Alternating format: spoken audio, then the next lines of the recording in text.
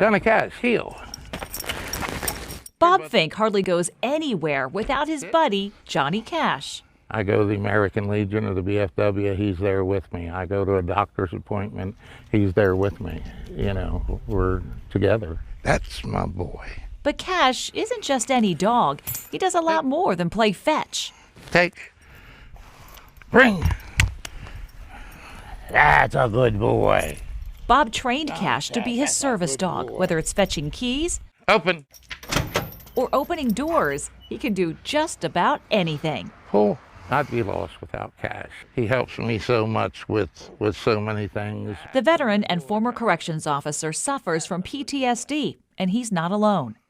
Have your dog stand by your side. Remember, place your hand right behind. Bob volunteers his time helping other veterans and first responders train dogs to become service dogs. It's through a nonprofit, Cover 6 Canines. He's incredible.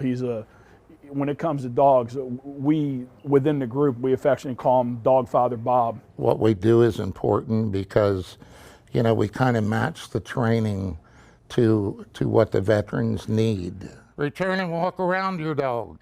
If I didn't have my dog, I wouldn't be able to get out. Julie is a veteran who suffers from anxiety and PTSD. She says her dog Gypsy stops her from becoming isolated from others. That's it. Steve was injured while serving overseas in the Army. His dog Delta saved his life. She knows when I'm depressed, when I start getting real bad, she'll come up and snuggle up with me. If you can, go ahead and go to the end of the lead. Bob will be the first to tell you this isn't about him, it's about the program, which, by the way, is free. Very good. But everyone who knows Bob can tell you there's much more than training going on here. Sometimes the training gets to be too much or gets to be too stressful, or there's things going on in their life and they need somebody to talk to, and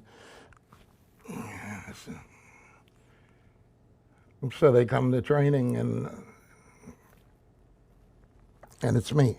Bob is just a huge-hearted man. I've personally never met anybody else who's done more for people and animals than Bob. It's just a way to give back to them. Come here, boy. It's something that other people should do more often. Lori Burkholder, WGAL News 8.